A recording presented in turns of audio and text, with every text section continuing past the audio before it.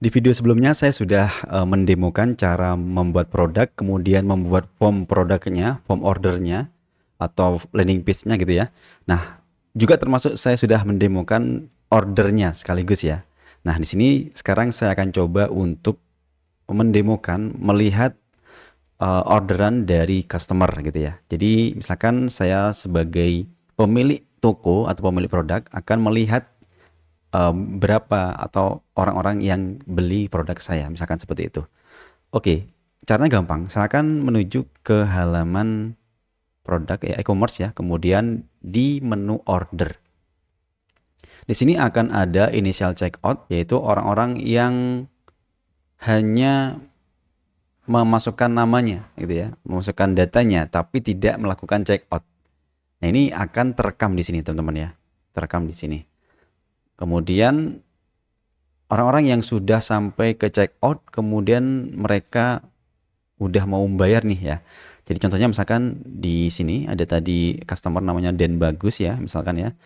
Nah, di sini dia sudah membayar, ada bukti transfernya. Ini bisa kita klik ya.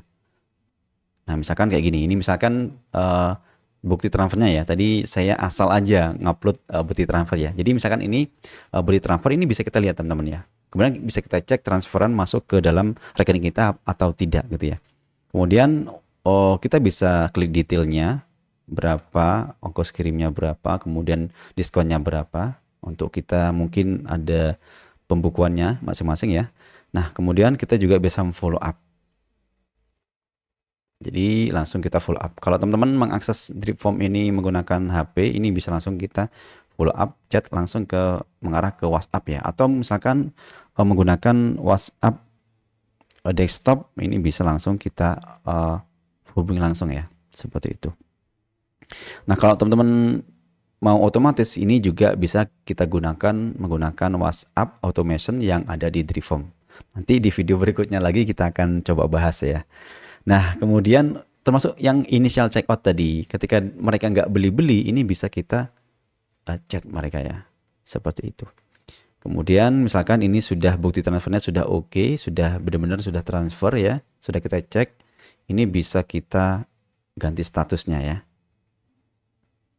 Ya, jadi apakah dia cancel? Misalkan ketika sudah initial checkout, kemudian add payment, dia sudah transfer dan sudah ngirimkan bukti transfernya, ternyata dia mau membatalin ordernya. Ini bisa aja ya terjadi ya. Ini bisa kita cancel ataupun kita batalkan.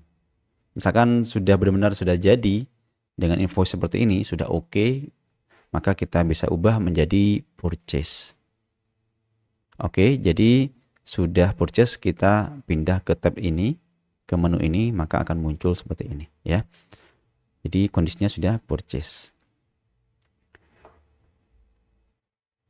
Kemudian ini juga bisa kita ganti lagi menjadi packing. Misalkan produknya sudah kita packing, maka ganti ke sini packing ya. Jadi seperti itu.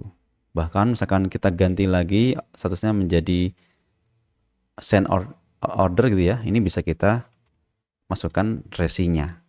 Misalkan kayak gitu. Nah, sending. Jadi kayak gitu ya teman-teman. Jadi mudah banget untuk mengelola orderan dari customer gitu ya. Di sini kalau misalkan sudah terkirim, sudah diterima oleh customer, maka akan ada di sini komplitnya ya. Jadi sudah terkirim dengan baik seperti itu.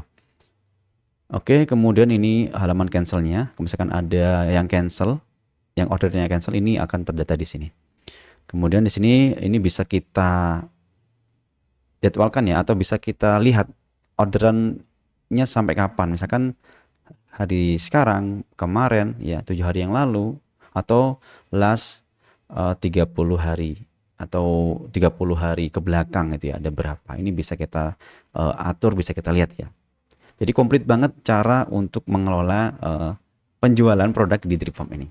Sekian dulu video saya, kita lanjut ke video berikutnya. Terima kasih teman-teman.